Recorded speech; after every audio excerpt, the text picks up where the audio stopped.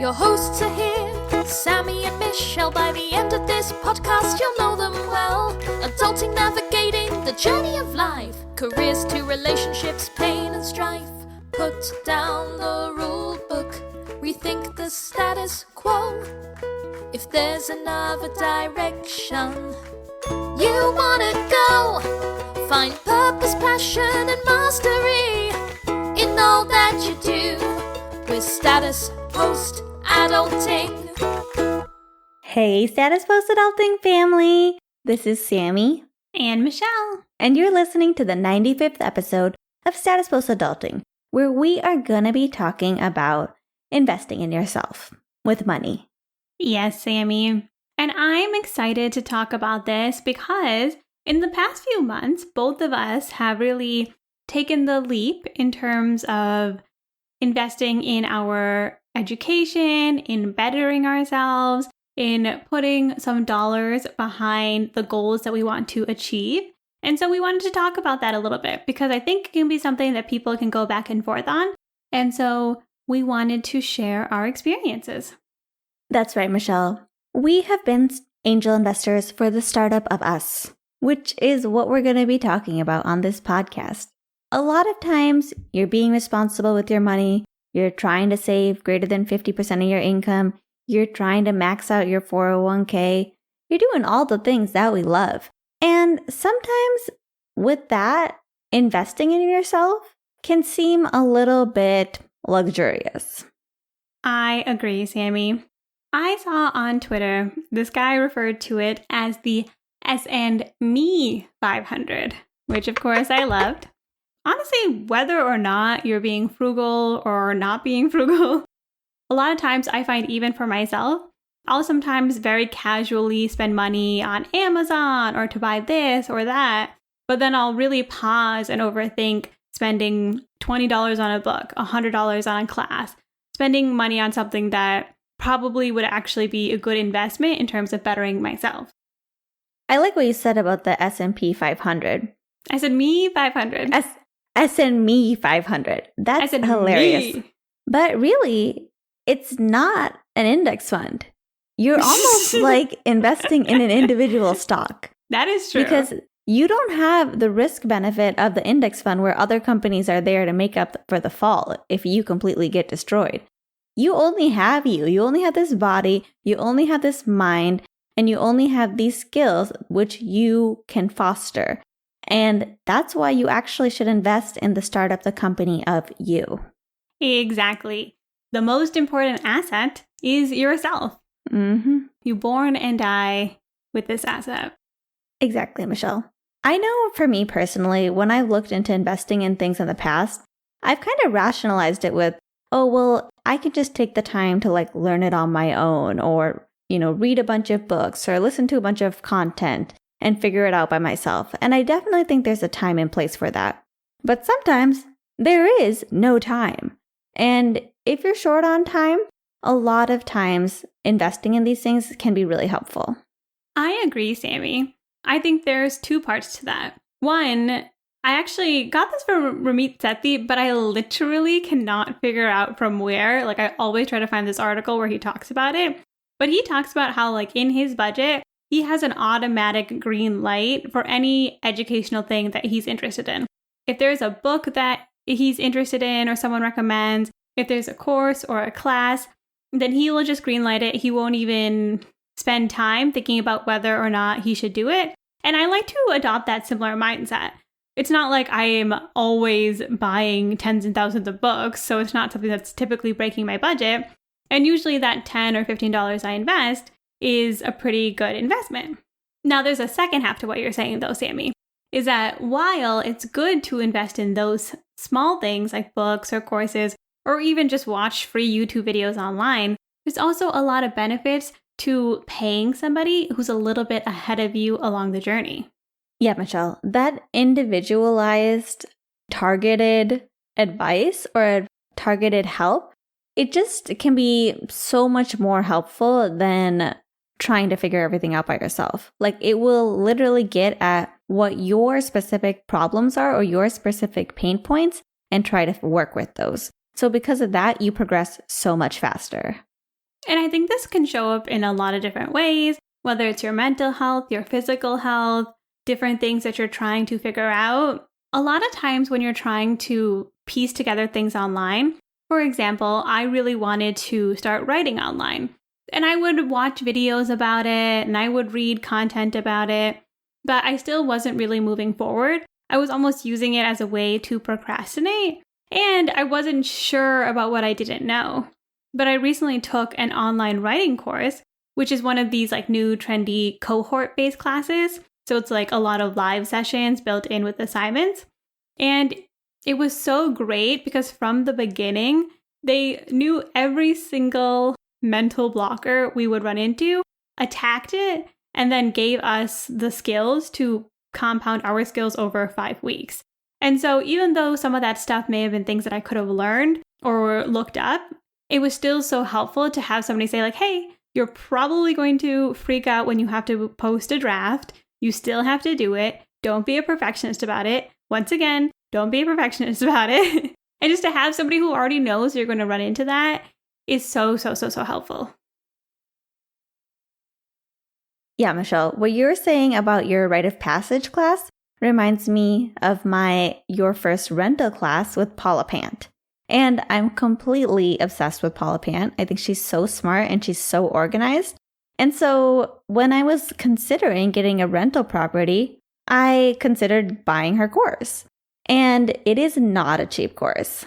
But I'm like, if I'm going to be investing this much money into buying a home, it's probably worth it to spend a few $1,000s on a course learning all the different things to consider before buying a home. So I took the course. It has all these different modules, which are so fun and so interesting. And it also has forums. It had study groups. And I learned a lot in the class. Like I was learning how to calculate cap rate. I was having tons of fun with that. But one thing I was really starting to realize throughout the class is I might not really enjoy having a rental property.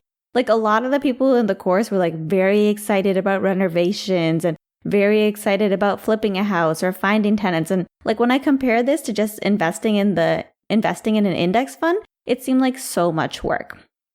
Plus, Sammie, you were thinking about buying the house that we're renting. Yes. So I was considering buying the house that we're renting. And in a live session with yours truly, Paula Pant, yes, I got to speak with her with my own words. My mom also got to meet her. And me. And Michelle was there too. It was so exciting. But I was telling her about my specific situation, like live feedback with Paula, insane. And she like brought up some really good points that I had taken into consideration. Ultimately, I came to the conclusion that real estate was not for me. Like I'm perfectly fine putting my money into stocks all day. All that, a few thousand to realize that I'm not interested in real estate and save me from investing hundreds of thousands of dollars in something that I really don't care about. And not only just that, the opportunity cost of not getting to invest that in the stock market when it's at a low, so I'm getting to buy my stocks on sale. All of this to say, that class was worth it so hard. And I still get to do the most fun part for me, which is nerding out on the modules and doing all the math and all the fun stuff that I enjoy without actually having to purchase a home. Exactly. And this is before the tower fell on our house. Oh, so it really ended up once the tower fell, I was like, oh my God, I'm so glad I didn't buy this house. Because I would not want to be dealing with a tower that fell on my house. I'm like, I'm so glad I don't own a house and I never have to deal with the tower. That tower is not my problem and I love that.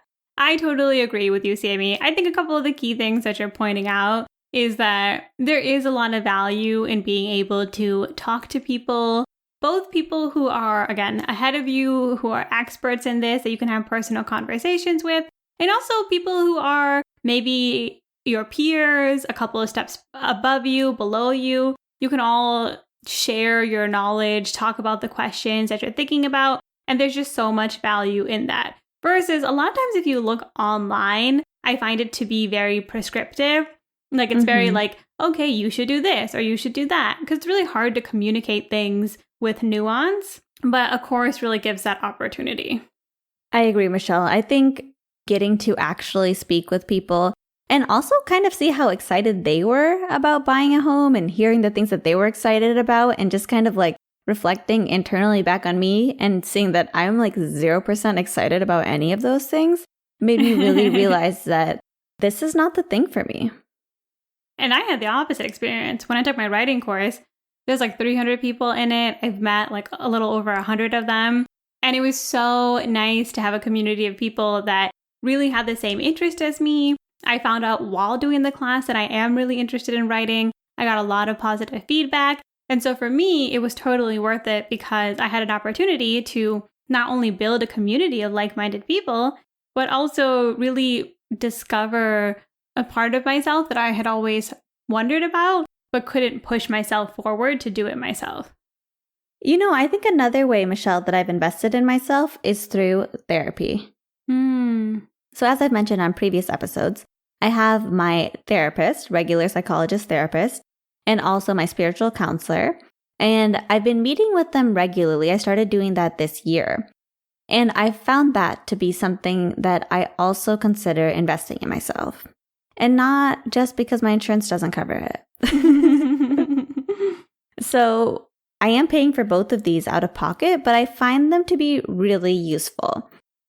For me, I really wanted to go to therapy and meet with a spiritual counselor because I really wanted to get in touch with myself and my spirituality and not save that for something to deal with once I'm, financially independent or working part-time or whatever.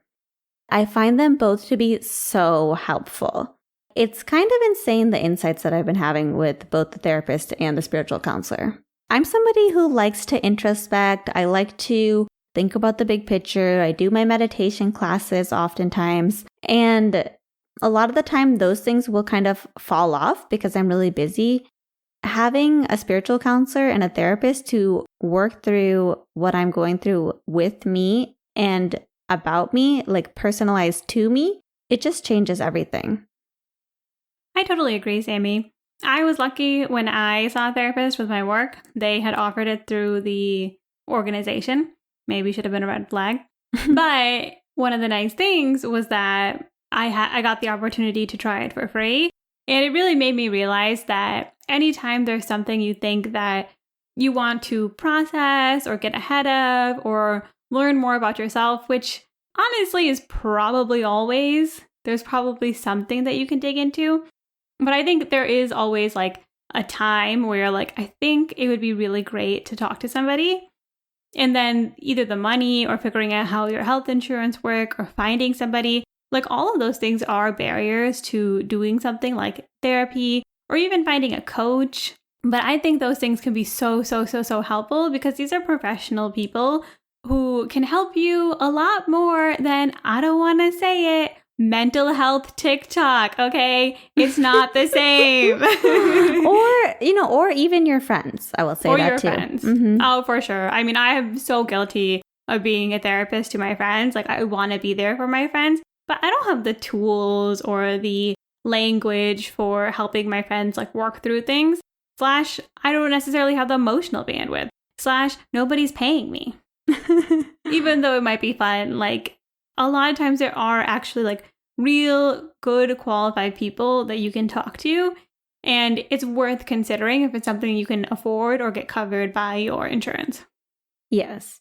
I find it to be like personalized spiritual training. They're literally going through your thought processes and helping you investigate why you feel the way you do, why you act the way you do, and how you can change that so that you can be in more alignment with your true self.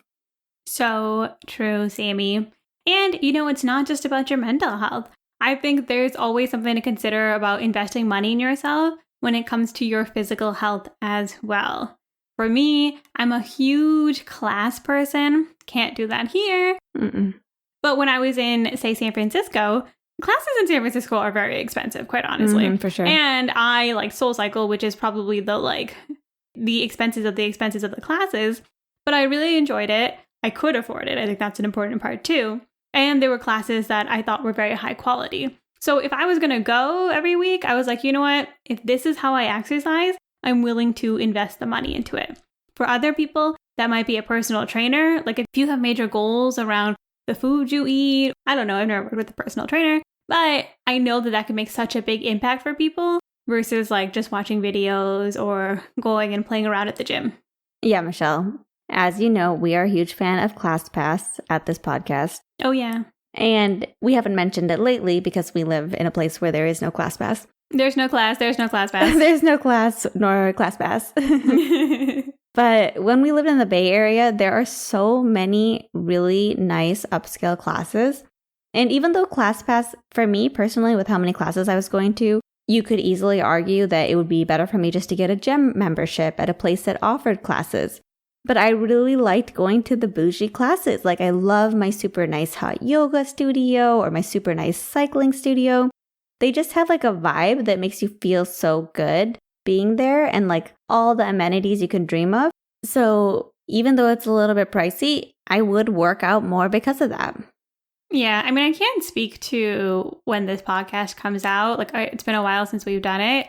But at least during the post-pandemic times, a lot of times it was cheaper in like a major city to do ClassPass and other classes. So it can also be something that not only gives you an opportunity to try different things, it might even be more cost effective if you are actually using it. Mm-hmm. And I think another big one was my Spanish tutor. I remember one of my coworkers saying, like, you're paying $75 for a class? That's kind of a lot of money. And it was a lot of money for me. But at the end of the day, 1.5, 2 years later, yo hablo español and it's totally worth it. Well, I remember, Sammie, when you were debating connecting with this tutor, we actually were like kind of going through the math because you had just gone through those community college classes and felt unsatisfied with the pace. And mind you, the community college classes in San Francisco were free if you live in San Francisco. So definitely a good deal. But at the same time, like you're stuck at the pace of all of these students. But we would talk about it. And I remember having the conversation where we were saying, like, if you were fluent in Spanish, what would that mean for you? And it was 100% worth $75. You wouldn't need someone to translate for you. You'd be able to have a better connection with your patients. You'd be able to move through appointments faster. And so those are the type of things where, like, sometimes the initial investment can seem like a lot, but the return on the investment long term can actually be something that's super beneficial. Yeah, Michelle. You know, I think a lot of people perceive that, it's because you needed the medical Spanish. And actually, the medical terms I would get through work. Like, it was pretty easy for me to pick those up quickly. And a lot of medical terms are Latin-based, so that was pretty quick. But when I met with my tutor, I really found that what I was lacking was the verb knowledge, because that is hard to pick up by yourself. And so he was able to teach me the verbs, teach me how to conjugate the verbs. We went through them so quickly. And then next thing you know, I'm able to like say sentences. And now, not only do I not need a translator, but I can travel to other countries. I can go live in other countries where they speak Spanish primarily. I could potentially study up and get my certification and become a translator if I wanted to. That's not necessarily something easy to do, but it's like another potential complete skill that I have. And was it worth $75 a session for 1 to 2 years? 100%. It was easily worth way more than that. It's honestly been impressive, Sammie, how far you've come since you've taken those classes. So I will validate that I think that it was totally worth it. So if you are considering something that you want to invest money in, whether that's a course, therapy, a coach, a personal trainer, learning to speak a new language, and you're trying to decide whether or not you want to do it, I think a big thing to think about, something that I thought about when I was taking my writing course, was what do you want to get out of it? What would make it worth it to invest in this? For me, I knew the writing course was going to push us to publish writing every single week. So I said, if I publish my writing every single week, I would be happy with the money that I spent. And an important thing there is that was something that I could control. So even if the class kind of went crazy or I didn't love everything about it, I knew that there was something that I could control and feel satisfied with my purchase. So I think that's just something good to think about. What do you want to get out of this at the end of the day? Exactly. Michelle and I are not trying to tell you to go spend money on everything that you see. But we know, we can be frugals over here. Two frugals. And we know that we're often perpetuating this message of saving a lot of money, which is awesome and gives you so much freedom. But at the same time, we do not want to create an illusion. We are also spending where we value it, and especially we're spending on investing in ourselves. And it's making a big difference in both of our lives. And that's why we felt like we wanted to share it today. I totally agree, Sammie. And I have to say that as I've studied and read about more people who are successful, who have moved up in like their fields or have become successful entrepreneurs, a common thing that I always hear in, say, their interviews and conversations that they have is that they are actually spending a lot of money on investing in themselves. So they're investing, again, in coaches, mentors, coaches for every specific thing that they want to work on, their mental health, their work, how to manage people. So this is actually something that I think is pretty common as people build their wealth, but you don't necessarily hear when you're starting your personal finance journey, people talk about these type of things. And so we definitely want to encourage you to do so, because if it's something that you're interested in and something that's affordable to you, we definitely encourage you to go for it. I think the big takeaway is when it comes to investing in yourself, you've got a lot of options. There's courses, there's individualized things like therapy or coaches. Look into what works for you. Maybe there's something like a podcast or a person that you're already really into who has a class or a course. Consider investing in it if that's something you're interested in. Exactly, Sammie. I mean, when you went to get your Spanish tutor, correct me if I'm wrong, I think you just put a notice on Nextdoor and asked if somebody teaches Spanish in our area. Yes, that's literally what I did. And you found a great Spanish tutor. The best. So there's definitely a lot of options there. Keep in mind, too, it doesn't have to be perfect. I have bought courses before that I thought I would like, and I didn't finish. They were like self-paced, or I wasn't as into them. So it's okay to make mistakes. But I think that if you do sort of have this like Ramit Sethi mindset where, hey, if there's something I'm marginally interested in that I want to invest in, I'm going to put that a green light in my budget, you will be better for it. Because at the end of the day, even a little bit of learning is going to compound over time.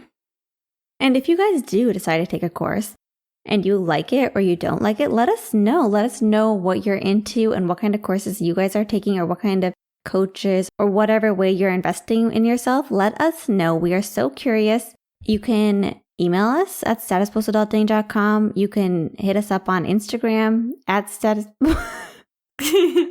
You can email us, statuspostadulting@gmail.com, Instagram at statuspostadulting. You know how to reach us. You guys are always able to do it. But yeah, we would love to know. Honestly, people are always taking cool classes or tapping people in to teach them things that I don't even think about sometimes. So let us know, because we would maybe be interested in doing it too. But most importantly, be sure to join us next time as we put down the rule book and we rethink the status quo. Hey guys, welcome to the after show. Welcome to the after show. Behind the scenes details today. Our neighbor is having a party. We think. Yeah, it's the middle of the afternoon. I'm guessing it's a child's party of some sort. They have a mariachi band, and this has been affecting our podcast quite a bit. Well, not really, but there was a portion where we were not sure if the band was coming through or not. And it seems like maybe they were just like warming up their instruments or something, because I feel like I don't hear it now. I do hear it. Uh-oh. Yeah. Anyway, hopefully we don't have to re-record this whole thing tomorrow. Also, Sammie, I have a little bit of a bone to pick with you. What? Sammie told me our house is haunted. Oh my God. Okay, so I noticed that one of my patients had an address that was close to ours. And then we were talking and she asked me which house I was, and she said she actually used to live in this house. Which, that story could have ended right there. I didn't realize that Michelle was going to have such a big issue with this. Anyway, so she was saying that she used to live in our house like 20 years ago. She talked about how she was sleeping. Can I say the story or at this point, or it's fine? Like, you're okay with me? Like, you're not going to be scared? I don't know if we should put it in the ethos. She told me that the house was haunted in quite some graphic detail. I wish I could tell you, but Michelle probably doesn't want to hear it again because she's traumatized. Okay, first off, how rude, okay? You should not tell people that the home that they live in is haunted. Especially if those people are the ones that usually turn off all the lights and lock all the doors. Okay. Well, okay, Michelle, the problem is she was like, don't tell me the house is haunted. Or Michelle was like, I don't want to know. Yeah, I told you I don't want to know. And then she was like, no, actually, okay, you can tell me. Michelle kept saying things like, I don't want to know. But then she would say, okay, you can tell me. As long as it... Only because I could tell you wanted to tell me. Okay, I didn't want to know at all. Then she would say, unless it's about a creepy ghost or someone seeing a ghost. And then so I'd remain silent. So she would know that that's what it was about. First off, somebody comes home. Somebody didn't even tell me the house was haunted first. She was just like, oh, she told me something about the home. And I was like, don't tell me. And then I was like, did something happen here? And she was like, no. And I was like, fine. And then she was like, it's haunted. And then I was like, don't tell me anything. And I was like, definitely don't tell me if it's about a child. And she was like, she's like, definitely don't tell me if it's about a child ghost. And I'm like, everybody knows children ghosts are the scariest. And then you were even like, okay, just don't tell me if it was like a child in distress. No, I didn't say that. Of course a child ghost is in distress. I don't know. Maybe they're happy. I asked you if it was glowing, and you said then no. You were also like, please don't tell me it involves a shed. You were like, literally, you're putting the pieces together yourself. Oh my God, that's because I was just saying what would be a nightmare situation, and it turned out to be true.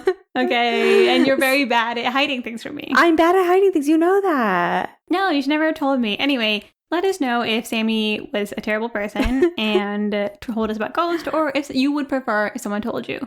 Listen, if your house is haunted and there's a haunted house ghost story about your home, you literally want to know it. No, you even don't. If you're scared, you gotta know. You have to know. No, you will sleep fine at night not knowing. And you know what? I called in my ancestor spirits ghosts, and I asked them, if this little girl is still here, to please watch over her and help her cross over. And I personally, I don't get the vibe that she's still here, except when I go in the shed. The shed is very spooky. Great. Anyway, we're leaving. Bye. Bye. Conversation done.